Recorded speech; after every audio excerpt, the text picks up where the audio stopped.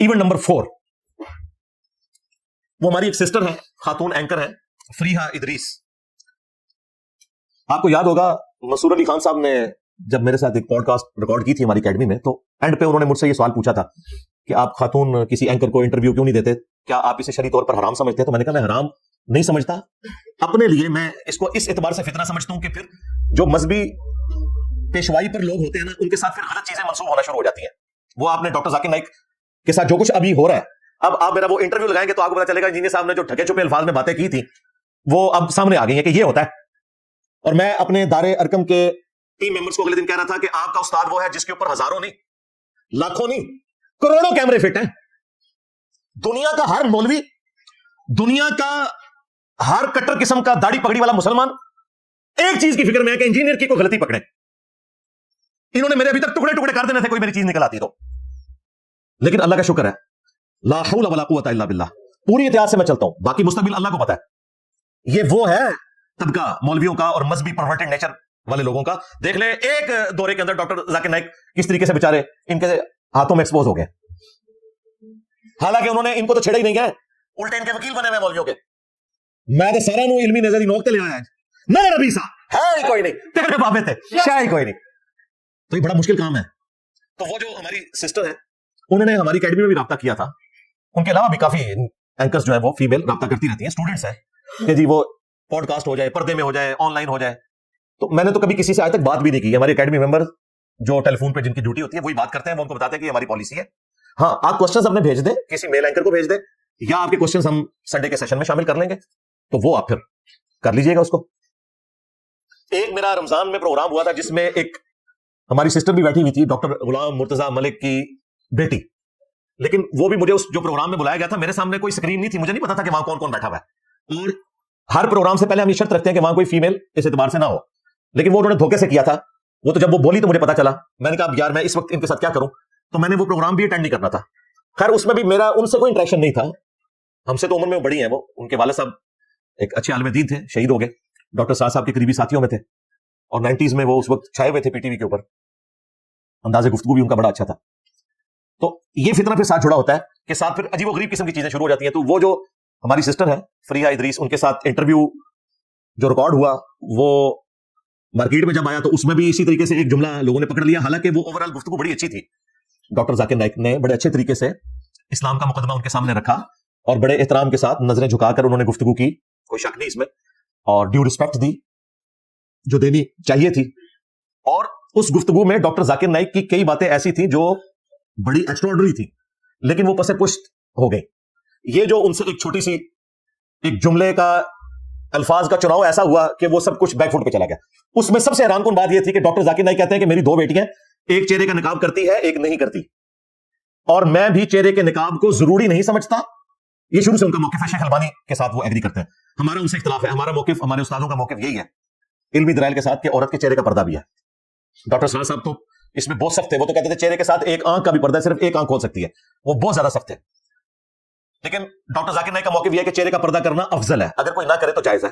امام خمینی جو اہل تشیع کے, ان کا بھی یہی موقف ہے کہ چہرے کا پردہ کرنا افضل ہے, اگر نہ کوئی کرے تو جائز ہے. تو ڈاکٹر ذاکر نائک نے بتایا کہ میری ایک بیٹی چہرے کا پردہ کرتی ہے اور ایک نہیں کرتی.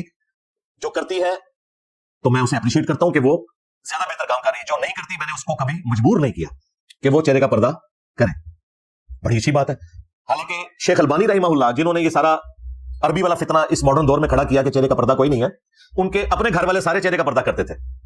تو ان سے پوچھا گیا کہ آپ, انہوں نے کہا جی یہ تقویٰ ہے, وہ فتویٰ ہے. تو مولوی جو ہے نا وہ اپنی فیملی کے لیے یہی رکھتے ہیں کہ ان کو کوئی نہ دیکھے, ٹھیک ہے. بل اس اعتبار سے میں ڈاکٹر ذاکر نائک کو البانی صاحب سے بہتر سمجھتا ہوں کہ کم از کم انہوں نے دونوں موقع بیان کیے, اور پریکٹیکلی انہوں نے اپنی بچی کو الاؤ کیا ہے. صرف فتویٰ نہیں دیا کہ چہرہ کھلا رکھ سکتی ہے, بلکہ الاؤ بھی کر دیا.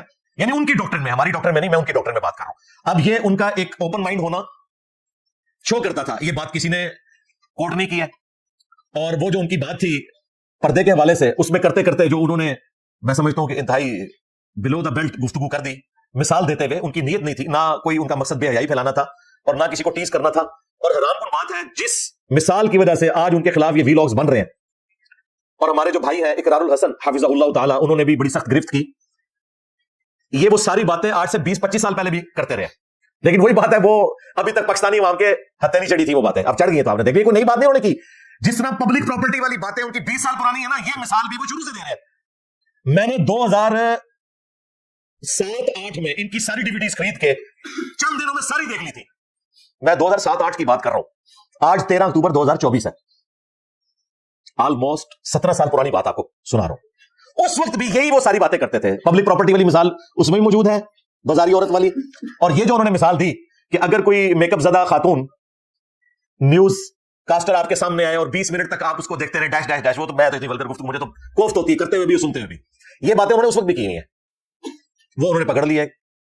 और फिर वो जो नक्शा खींच रहे हैं कि अगर आपको कुछ नहीं होता तो आप जाके डॉक्टर से इलाज कराएं। यार ये बात करने की क्या जरूरत है? यकीन करें, अगर हमसे कोई इस किस्म का सवाल करता है ना, हम उसे उसकी डॉक्टर में जवाब देते हैं कि जिस तरह यूरोप और अमेरिका में चाइल्ड लेबर के ऊपर पाबंदी है ना कि आप छोटे बच्चों से मजदूरी नहीं करवा सकते, इस तरह इस्लाम में भी पाबंदी है कि आपने औरत को कमाई का जरिया नहीं बनाना, बल्कि औरत को इज्जत देकर घर बैठाना है। उसके ऊपर जो हाकिम मर्द है उसकी जिम्मेदारी है कि वो उसका खर्चा उठाएगा, खा वो उसका बाप हो, खा वो खामद हो, भाई हो या बेटा हो। औरत इस्लाम में घर की मलिका है, क्वीन है, ये उसको रिस्पेक्ट देनी चाहिए। इसलिए हम अपनी औरतों को यह अलाउ नहीं करेंगे कि वो कोई ऐसी जॉब करें जिसमें मर्दों के साथ उनका इंटरेक्शन हो। मुतलकन औरतों की तालीम या जॉब, उसके हम खिलाफ नहीं है, हम उसे प्रमोट करते हैं। मैं ये कहता हूं कि हमें अपनी बच्चियों को मेडिकल की तालीम दिलवानी चाहिए। ये सारे मौलवी जब इनकी औरतें प्रेग्नेंट होती हैं तो ये कहते हैं कि कोई हमें गायनाकोलॉजिस्ट मिल जाए लेडी, उससे हमने जो है वो ये सारे मामला लेके चलने हैं। तो भाई लेडी गायनाकोलॉजिस्ट आपको उसी वक्त मिलेगी जब आपने बच्चियों की मेडिकल की तालीम अलाउ की होगी, जो अल्हम्दुलिल्लाह पाकिस्तान में ऑलमोस्ट सारे शहरों में, इवन गांव एरिया में भी अब औरतें अवेलेबल हैं। इसी तरीके से एजुकेशन में, यानी तालीम की फील्ड में औरतों को आना चाहिए। जाहिर है बच्चियों को तालीम देने के लिए बच्चियां ही होनी चाहिए। को एजुकेशन को आखिरी दर्जे में अवॉइड करना चाहिए, लेकिन जब तक कोई अल्टरनेटिव मौजूद नहीं है उस वक्त तक तो जाहिर इसी सिस्टम में बच्चियों ने तालीम हासिल करनी है गिवन सर्कमस्टांसेस में। मैं बिल्कुल वो तालिबान वाले नजरिए को दुरुस्त नहीं समझता जो उन्होंने इस वक्त जुल्म का बाजार गर्म किया है कि पहले इन्होंने झूठ बोला इंटरनेशनल मीडिया से कि हम वक्ती तौर पे स्कूल बंद कर रहे हैं। हमारे कई स्टूडेंट्स अफगानिस्तान में वो बता रहे हैं उन्होंने परमानेंटली स्कूल बंद कर दिए और वो बच्चियों की तालीम के खिलाफ है। ये बिल्कुल झूठ बोल रहे हैं कि वक्ती तौर क्या चौथा साल शुरू हो गया। इन्होंने अपनी औरतों को फिर मर्दों से फिर चेक करवाने बाद में, वो भी इनको हजम नहीं होगा। ये क्या कर रहे हैं? तो हम कतन औरतों की तालीम या उनकी जॉब्स के मुखालिफ नहीं है, हम सेक्स डिसिप्लिन की बात करते हैं कि इस्लाम सेक्स डिसिप्लिन में बिलीव करता है। फ्राइड ने तो अभी आके कहा है ना कि सबसे इंपॉर्टेंट जज्बा सेक्स का है। कुरान जो है वो 1400 साल पहले कह रहा है ज़ुय्यिना लिन्नासि हुब्बु शहवात मिनन निसा, मुज़य्यन कर दी गई है इंसानों की जो ख्वाहिशात है इंसानों के लिए, उनमें पहले नंबर पे औरत, उसके बाद अल्लाह ताला ने दौलत और बाकी चीजें गिनवाई है। मैं अक्सर अपनी वीडियोस में कहता हूं कि मुझे इस्लाम में तौहीद के बाद सबसे ज्यादा पसंदीदा चीज सेक्स डिसिप्लिन है। तौहीद आपको एक अल्लाह का कर देता है और बाकी दुनिया के हर तागूत से आजाद कर देता है।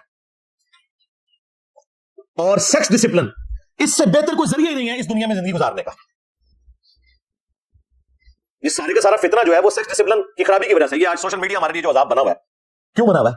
सेक्स डिसिप्लिन नहीं है, बेहयाई आम हुई हुई है।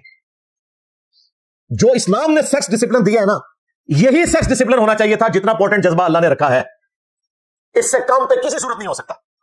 सूरत नूर में एक ही आयत में अल्लाह ताला ने फरमाया पहले कहा मोमिन मर्दों को हुक्म दो कि अपनी निगाहें नीचे रखें, उसके बाद कहा कि मोमिना औरतों से भी कहो कि अपनी निगाहों को नीचे रखें।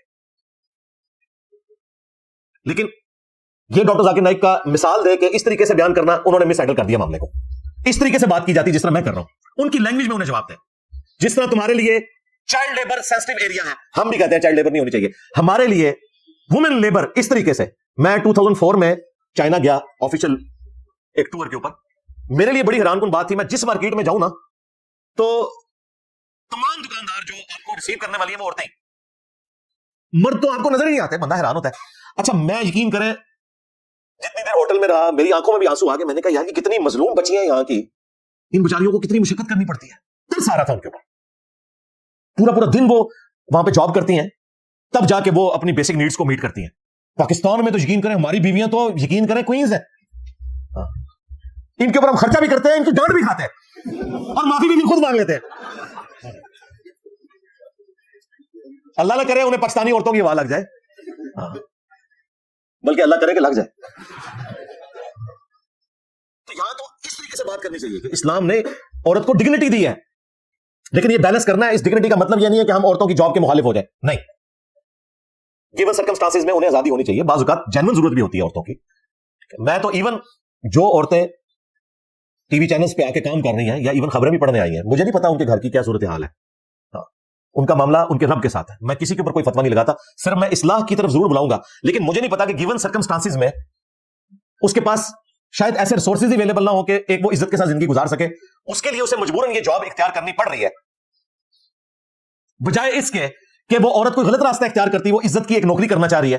اس کا اور اس کے رب کا معاملہ ہے. بالکل ہم کسی پہ کوئی فتویٰ لگانے والے نہیں ہوتے. میں تو بھائی اللہ سے ڈرتا ہوں، سیدھی سی بات ہے. بات اپنی پیشن سے پہنچاتا ہوں، لیکن اگر آپ کسی اسپیسیفک بندے کے بارے میں مجھ سے فتویٰ لیں، اللہ سے خوف آتا ہے. اللہ کا اور اس کا معاملہ ہے. اللہ تعالیٰ چاہے تو کسی بھی بات پہ کسی کے ساتھ کوئی گرفت والا معاملہ کر لے، کسی کو چھوٹی سی بات کے اوپر بخش دے. بخاری مسلم میں حدیث ہے، ایک بدکار عورت تھی، اس نے ایک دفعہ اپنے چمڑے کے موزے میں رسی باندھ کے کنویں سے پانی نکال کے ایک پیاسے کتے کو پلا دیا. اللہ تعالیٰ نے اسے بخش دیا. لیکن اس کا مقصد یہ نہیں کہ ہم لوگوں کو بدکاری پہ آمادہ کریں گے، اللہ کی رحمت کا بیان ہے. دوسری طرف بخاری مسلم میں حدیث ہے، ایک نیک عورت تھی، اس نے ایک بلی کو قید کر دیا، بھوکی پیاسی مر گئی، وہ جہنم میں ہے، اس کی نیکیاں بھی ضائع ہو گئی. لہذا یہ بیلنس کر کے چلنا ہے بھائی. یہ اللہ تبارک و تعالیٰ نے اس اعتبار سے جو معاملات رکھے ہوئے ہیں، ان کو دقت نظر سے دیکھنے کی ضرورت ہے. لہذا بھائی ہم تو بڑا ڈرتے ہیں، سیدھی سی بات ہے. تو اسی طرف آ جائیں سیکس ڈسپلن. مؤمن مردوں کو حکم دو کہ اپنی نگاہوں کو نیچا رکھیں، مؤمنہ عورتوں کو حکم دو کہ اپنی نگاہوں کو نیچا رکھیں. پھر صحیح مسلم میں حدیث ہے، میرے رب نے مجھے حکم دیا ہے اچانک اٹھ جانے والی نظر کے بارے میں کہ میں فوراً ہٹا لوں. ٹک ٹکی باندھ کے بھی آپ کسی عورت کو دیکھ نہیں سکتے. خبریں بھی اگر دیکھنی ہے تو ضروری نہیں کہ آپ نے دیکھنی ہے، سننی ہے.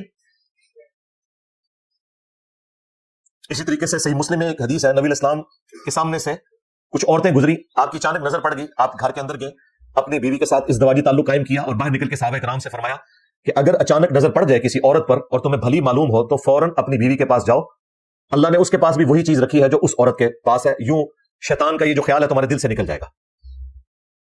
ہمیں تو یہ تعلیم دی گئی ہے. جامعہ ترمذی میں اور سنن نسائی الکبریٰ میں حدیث موجود ہے کہ جہاں دو اجنبی مرد و عورت ہوتے ہیں، تیسرا ان میں شیطان ہوتا ہے.